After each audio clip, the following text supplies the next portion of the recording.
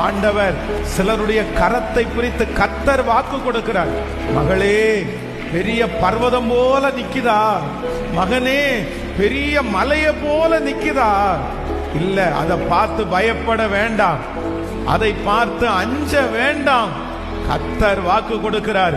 ஒரு சாதாரணமான ஒரு விஷ பூச்சியை ஒரு சாதாரணமான பூச்சியாய் கர்த்தர் மாற்ற முடியுமானால், உங்களுக்கு முன்பாக மலை போல நிற்கிற அந்த பிரச்சனையை கர்த்தர் சொல்லுகிறார், சாதாரணமாக லெகுவாக இந்த சூழ்நிலையை நீங்கள் லெகுவாய் தாண்டுவீர்கள்.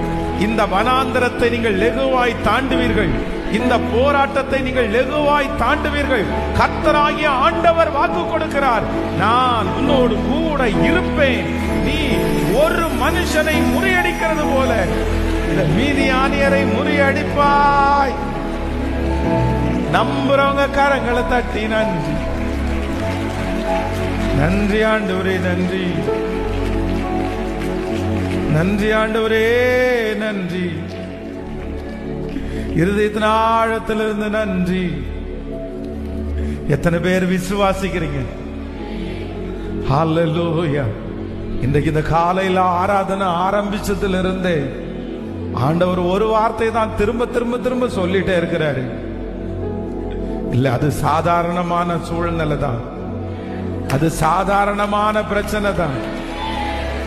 அது நீ நினைக்கிற அளவிற்கு ரொம்ப பெரிய ப்ராப்ளம் இல்ல.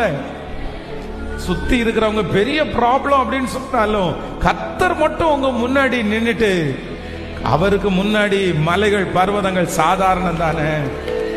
நம்மோடு கூட இருக்கிறவர் பெரியவர் தானே.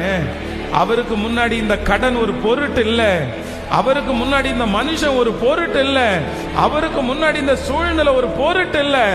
அவர் வந்து நிற்பாரே ஆனால் எப்பேற்பட்டதும் சரியாய் மாறும். கைகளை உயர்த்தி நன்றி நன்றி என்பலனே.